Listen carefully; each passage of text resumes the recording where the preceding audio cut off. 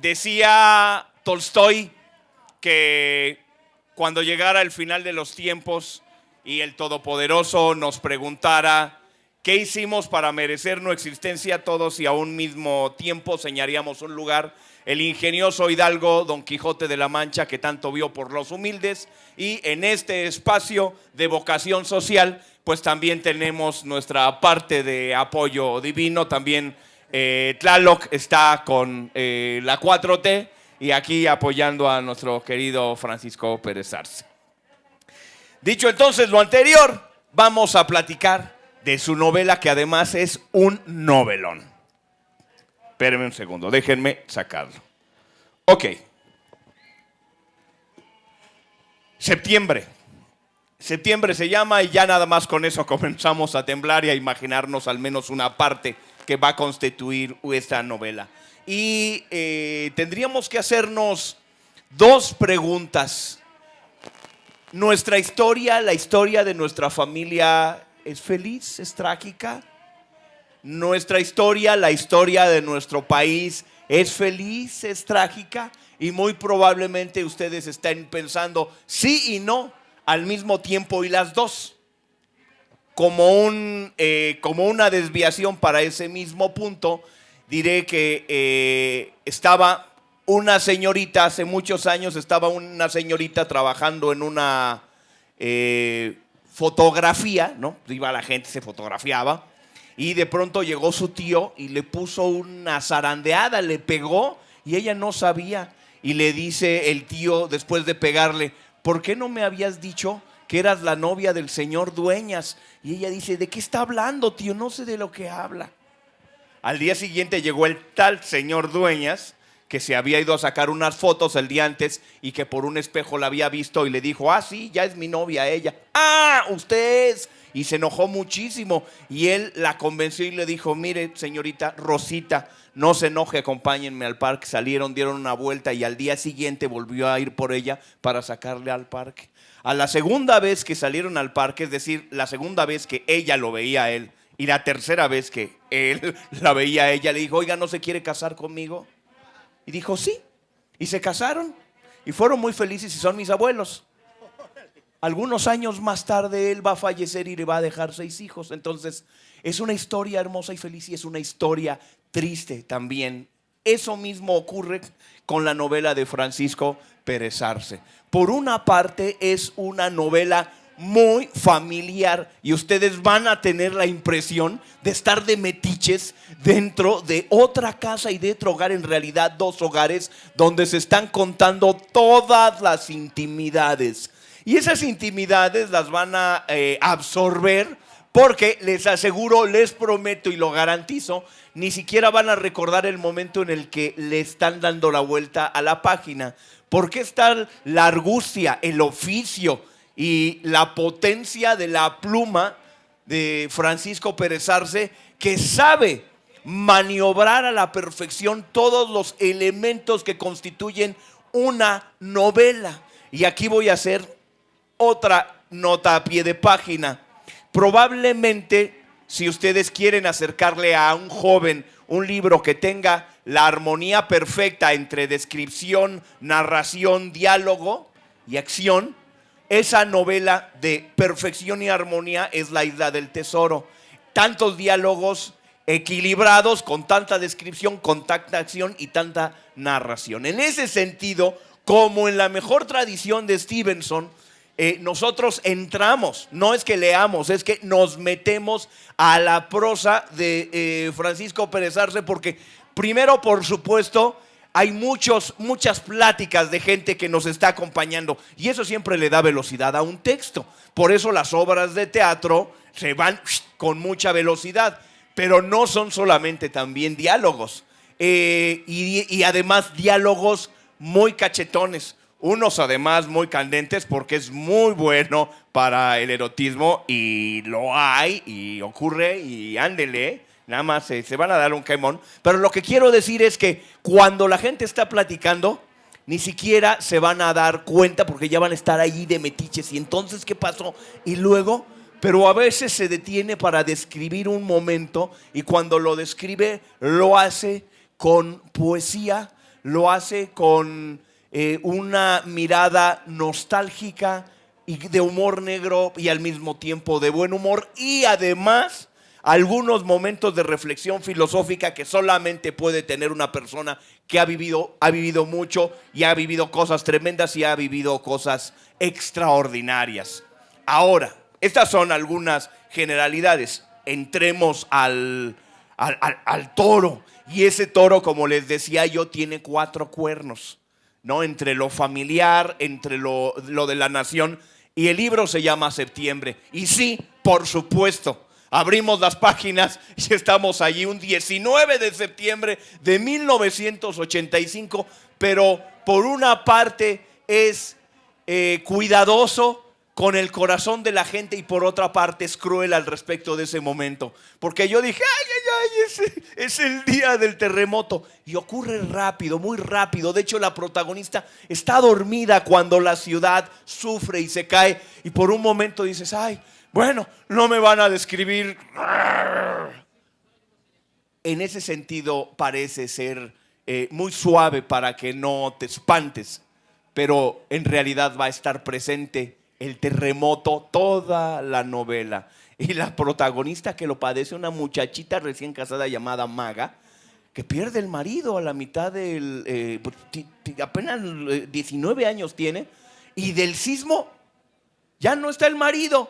Eso ya es triste, por supuesto, pero es que desapareció 2 días antes, no llegó a dormir.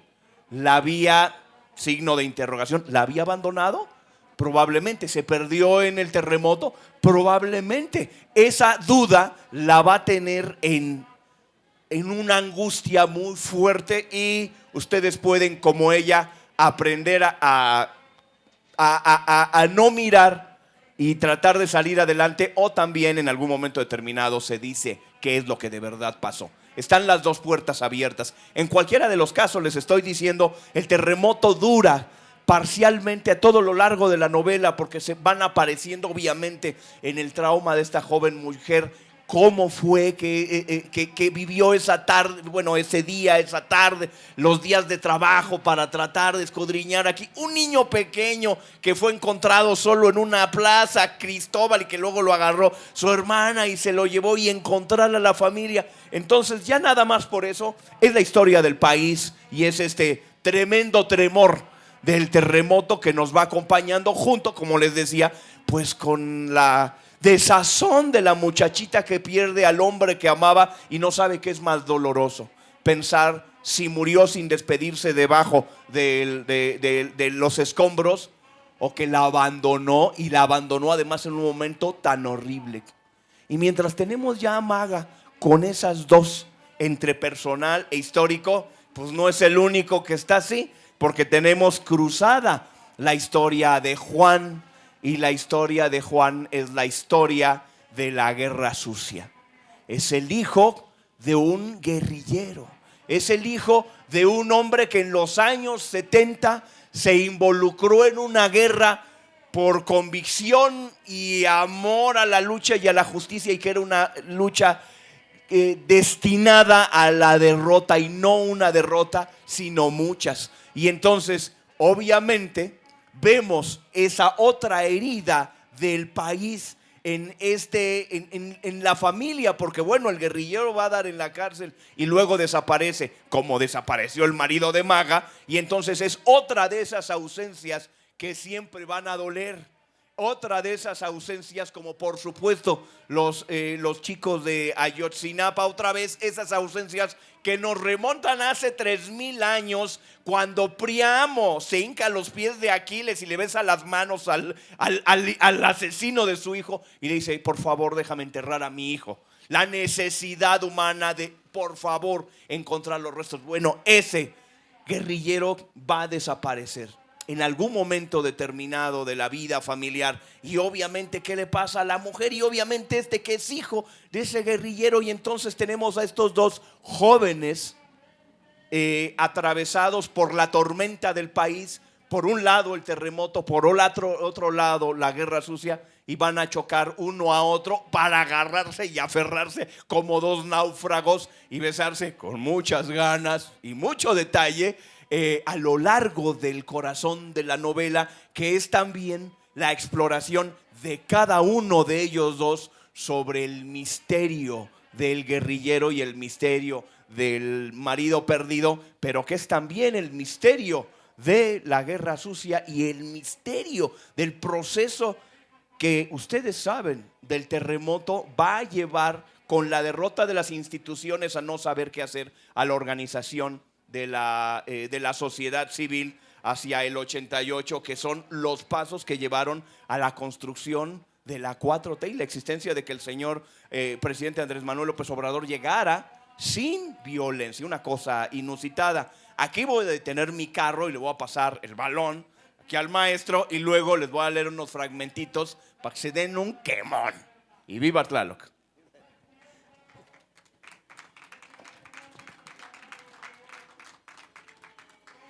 Tengo la suerte de tener a Medardo como comentarista de mi novela, porque tiene muy buena voz y también porque tiene mucho entusiasmo. Habla de mi novela de tal manera que casi me la creo. Es una... yo lo que intenté con esta novela es hacer una historia de amor, una novela de amor entre dos personajes que lo que tienen en común es que cargan encima con un desaparecido, y eso es algo tremendo para cualquier persona. Ella porque se supone que su marido murió, eran recién casados, como muy bien contó Medardo, pero no llegó a dormir desde una noche anterior. Pero la casa de la mamá del esposo se cayó en la colonia Roma, el edificio, y apareció el cuerpo de su suegra, pero no apareció nunca el cuerpo de su marido. Se asume que está muerto, pero no sabe si está muerto.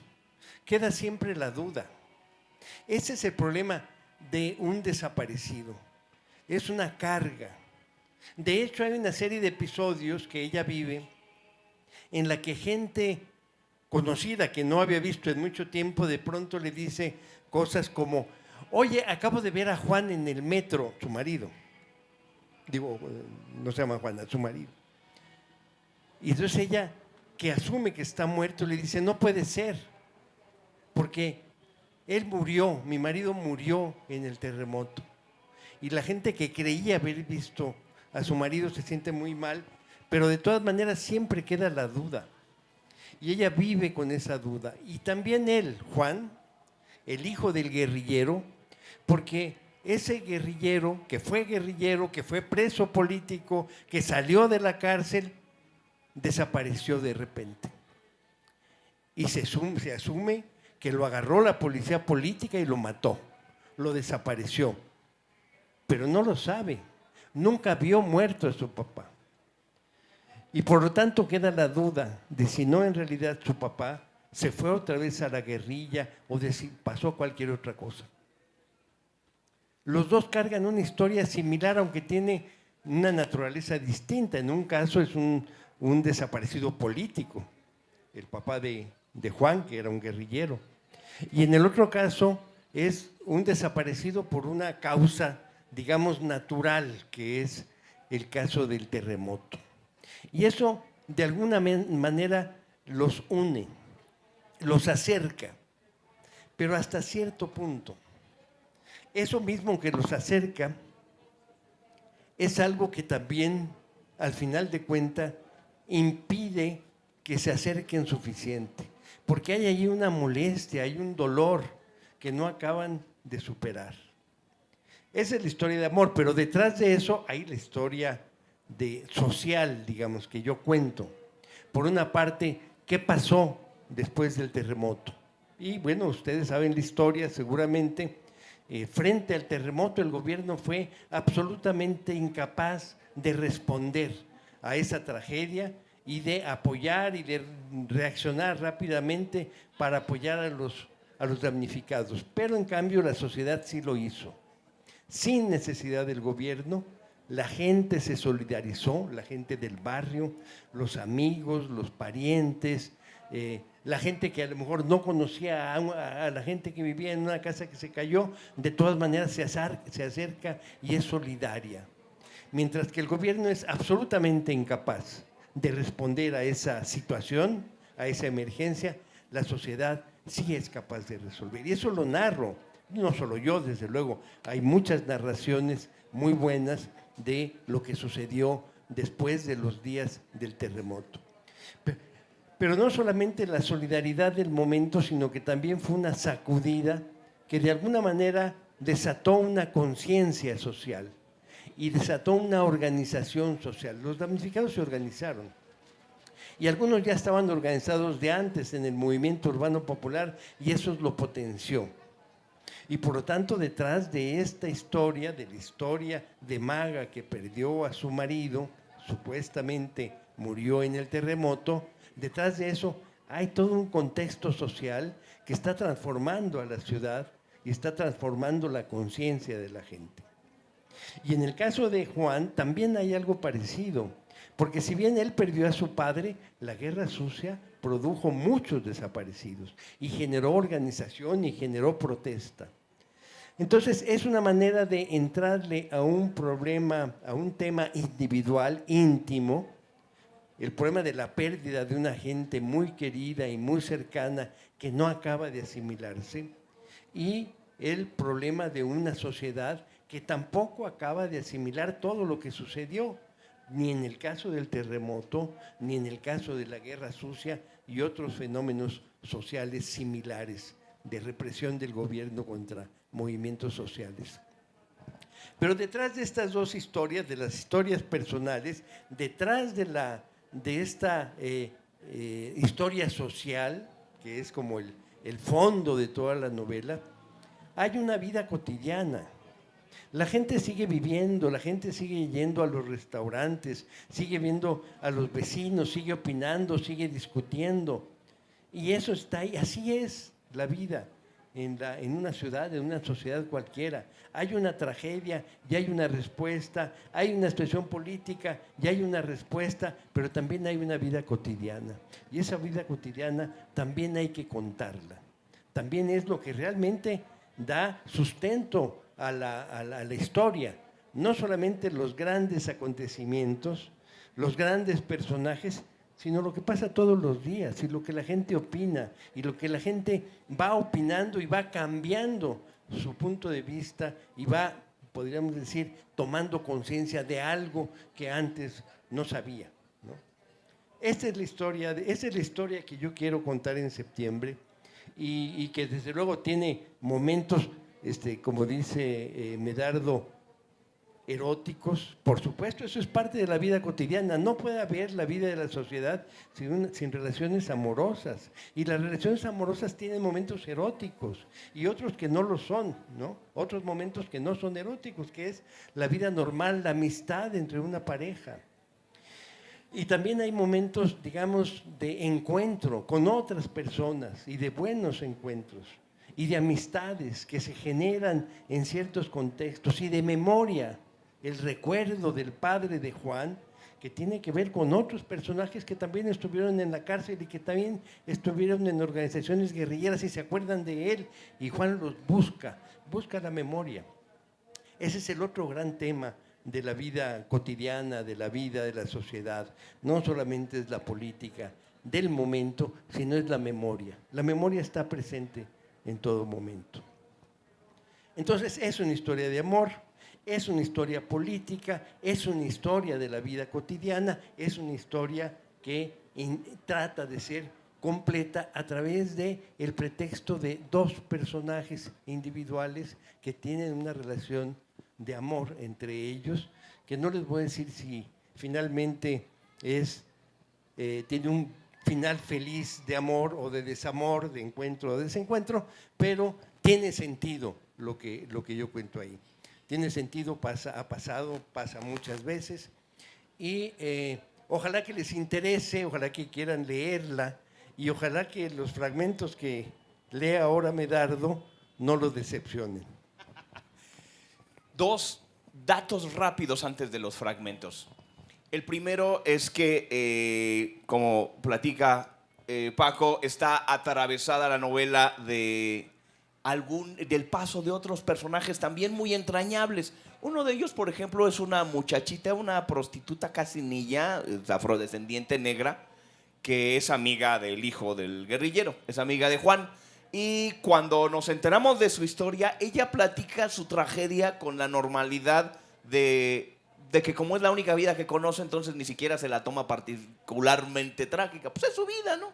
Su papá la golpeaba, así que se salió a ver si de casualidad llegaba a Estados Unidos, donde están sus hermanos. Pues no llegó, la levantó un camionero, pues finalmente le cobró con cuerpo mático, pues fue a dar a otro lado y pues ya terminó así, rodando y terminó ahí de prostituta, una muchachita que además tiene muy buen ánimo y que, nota a pie de página, nos recuerda a otra prostituta muy empática de otra novela que tiene Francisco, que se llama El último metro. Pero, regresando al punto, ya cerca del final nos enteramos que esa chica recibió un apoyo de parte de la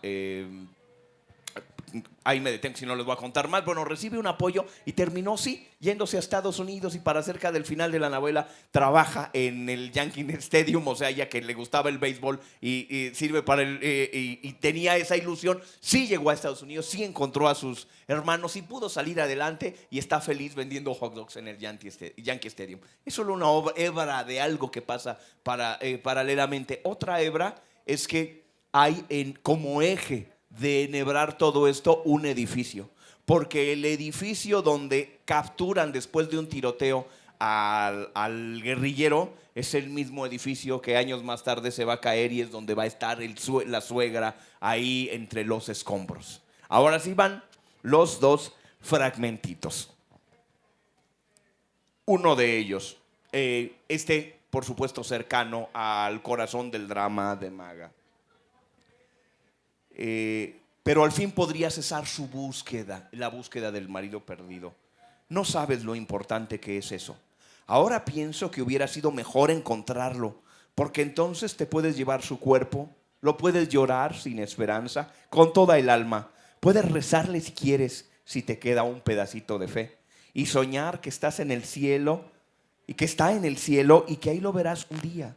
Puedes empezar a recordar sus palabras, sus gestos, sus fallas, sus chistes, sus cosas.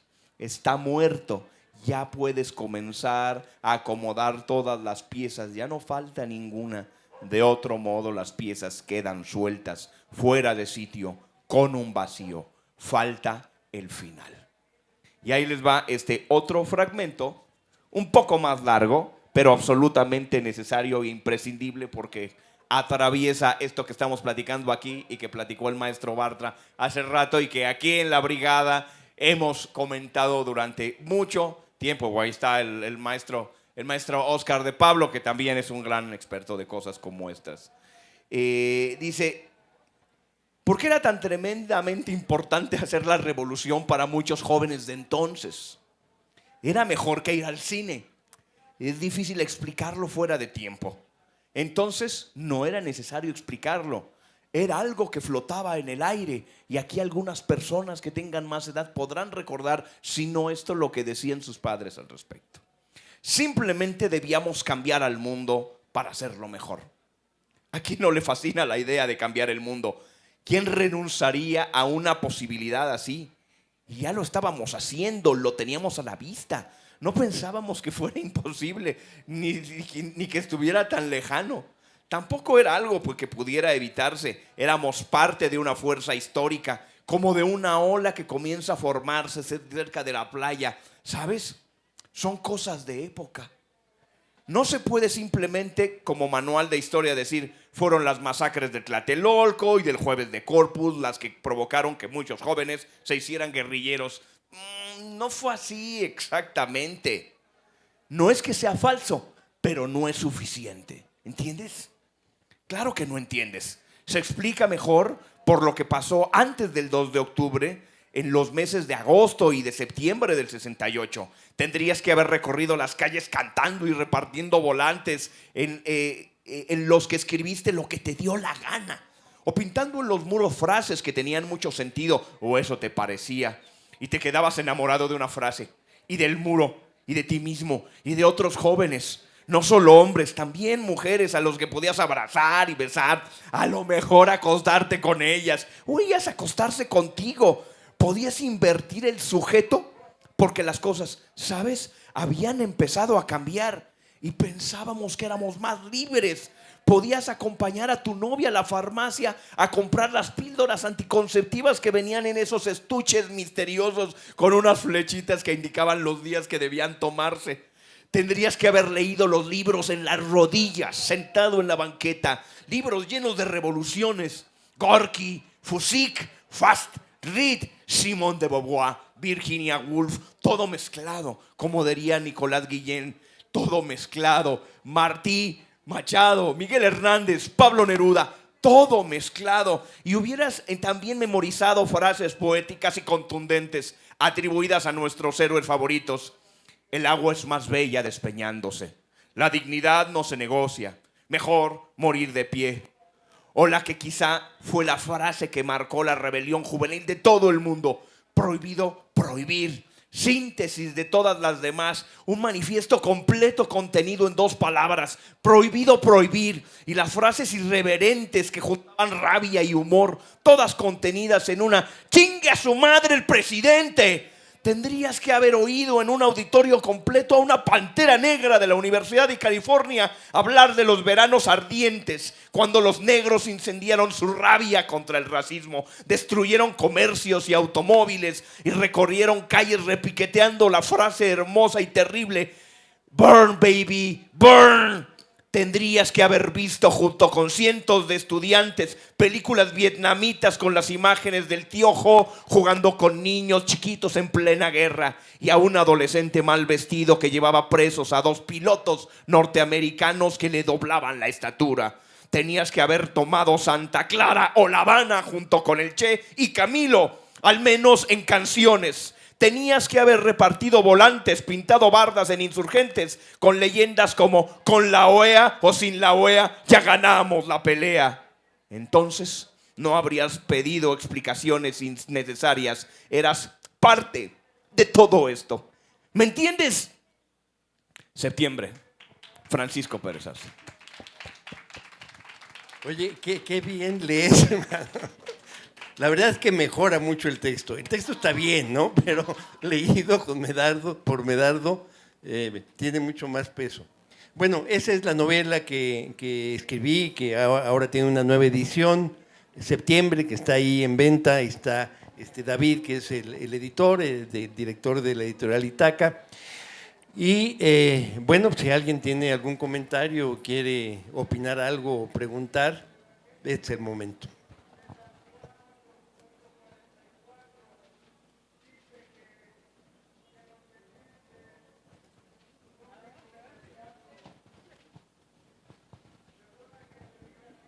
Sí, buenas noches.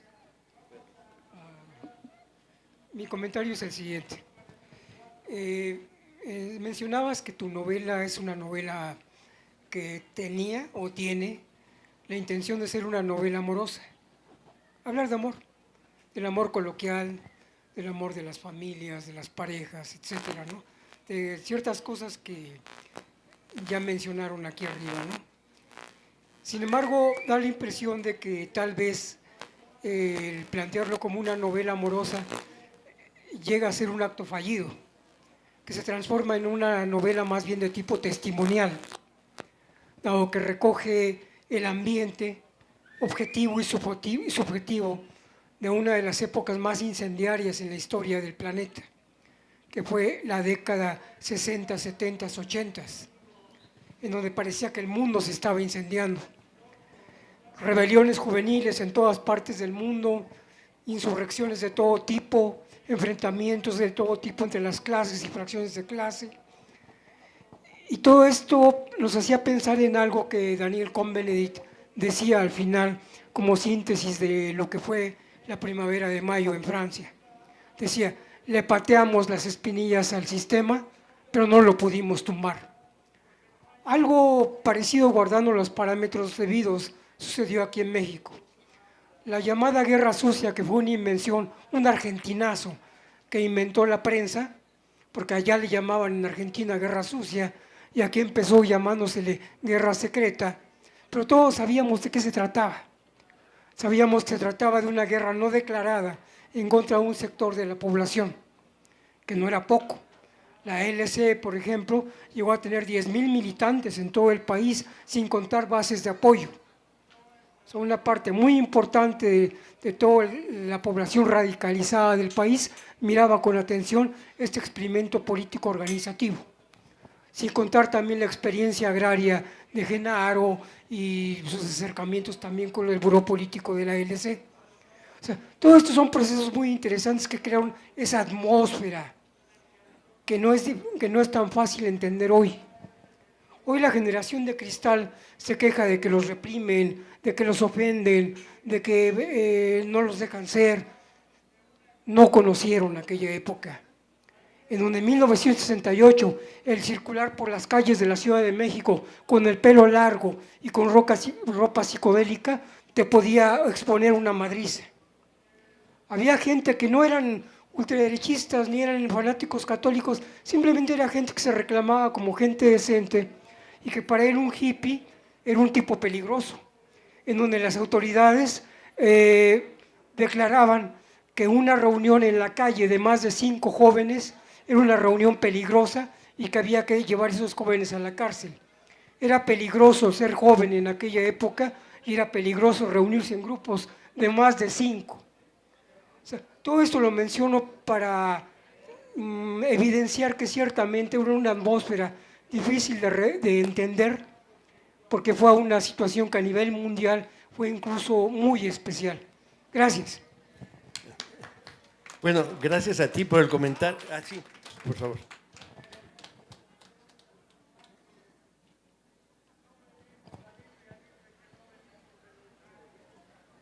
Hola, buenas noches. Pues sí, efectivamente, la generación de mis papás son la generación del 68, quisieron cambiar al mundo y creo que empezaron a sembrar la semilla. Soy de la generación X, quisimos también, creo que mucho menos en cantidades. También participamos en las manifestaciones para que a la UNAM no subieran las cuotas, para que las normas de Carpizo no se llevaran a cabo. Reclamamos cuando estuvo en el poder Miguel de la Madrid y nos quedamos muy cortos.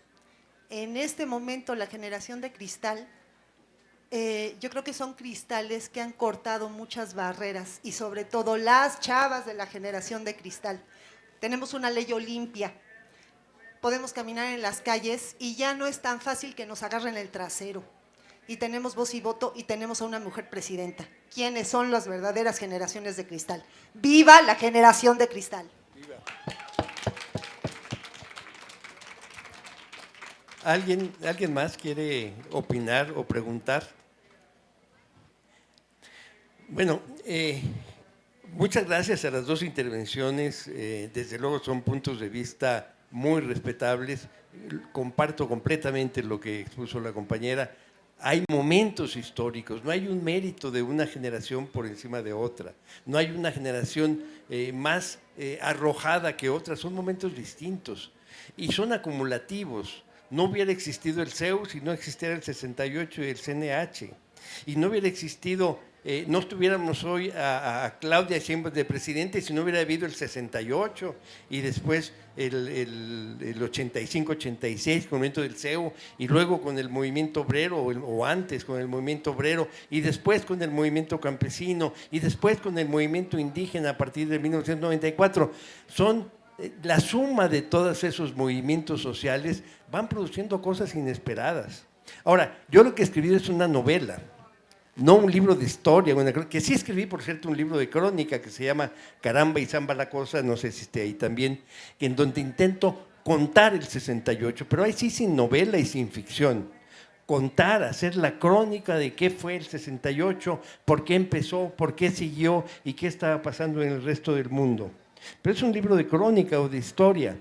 Una novela intenta otra cosa, intenta transmitir eso mismo. Caramba y Zamba la Cosa es un libro que es una crónica, una historia. Aquí no hay ficción, ¿no? Hay punto de vista, sí, siempre hay punto de vista, por supuesto, subjetivo. Pero ¿qué quiero decir con esto? Con decir, escribí una novela. La novela está en un contexto histórico, está en un contexto urbano, en este caso, está en un contexto nacional. Y eso es lo que es muy importante en una novela, es decir, nuestras vidas no solamente tienen participación en manifestaciones, que las tiene en el caso nuestro y muchos de los que están aquí, sino que también tiene una relación de amor con otra persona. Que cuando se acabó la manifestación, la relación de amor sigue teniendo una serie de puntas, de desarrollos por otros lados. Y también tiene que tener relaciones laborales. Aparte de participar en una manifestación, hay que ir a trabajar y se trabaja, y se tienen amigos, y se tienen contrincantes, todo eso. Y lo que una novela social como la que yo escribo o que intento escribir, intenta mostrar la vida de unos personajes, que son personajes de ficción, en ese contexto complejo. No contar la historia del movimiento, no contar la historia del terremoto, en el caso de septiembre, sino contar la historia de una sociedad, de una ciudad, a través de la vista y de la vida de dos personajes comunes y corrientes, que son de ficción. Las novelas que yo escribo son novelas realistas, y para mí realista quiere decir, y novelas de ficción realistas quiere decir que eso no sucedió exactamente así, pero pudo haber sucedido así. O sea, están el contexto, están las relaciones entre la gente que existe, está el lenguaje. El lenguaje que utilizo en las novelas es un lenguaje que está ahí en todos nosotros y cambia. Se habla de una manera en 1968 con un lenguaje, con unas palabras, y de otra manera hoy. Si nos ponemos a analizar nuestro propio lenguaje, veremos que hay una gran cantidad de palabras que entonces no usábamos, que ni siquiera existían, ¿no? Bueno, la palabra internet, por ejemplo, en el 68, si alguien la dice, pues quién sabe, este cuate está loco, ¿no? O teléfono celular, bueno, cuando había que ir a los teléfonos públicos y echarle 20, porque no hay otra manera de comunicarse, y no hace tanto de eso. Entonces las cosas van cambiando en conjunto, la sociedad cambia. Y los episodios quedan ahí como mojoneras, como puntos de referencia de una historia global dentro de la cual se desarrolla nuestra vida. Entonces, lo que yo escribí en este caso, en septiembre, no es historia ni crónica, es una novela. Y trato de transmitir una atmósfera, una sensibilidad y también un lenguaje. El lenguaje de los personajes no es el lenguaje de 2024, es el lenguaje de 1985 o de esos años, ¿no? En fin, agradezco mucho las dos intervenciones, realmente me entusiasman, pero creo que hay que ponernos de acuerdo en qué es lo que estamos comentando, ¿no? Y es inevitable cuando se habla de la sociedad y del movimiento político en el que uno participó, pues uno quisiera que eso fuera el centro, y eso a veces es el centro, en efecto. Pero finalmente nuestra vida, una vida larga como la mía, de más de 7 décadas, pues tiene de todo, ¿no? Y hay que ver las cosas en su conjunto y en su contexto. Así que muchas gracias por los comentarios y muchas gracias por su asistencia. Si alguien quiere comprar un libro, con mucho gusto se los firmo. Y si no, bueno, quizá en otra ocasión. Una última oportunidad, si alguien quiere participar, preguntar alguna cosa.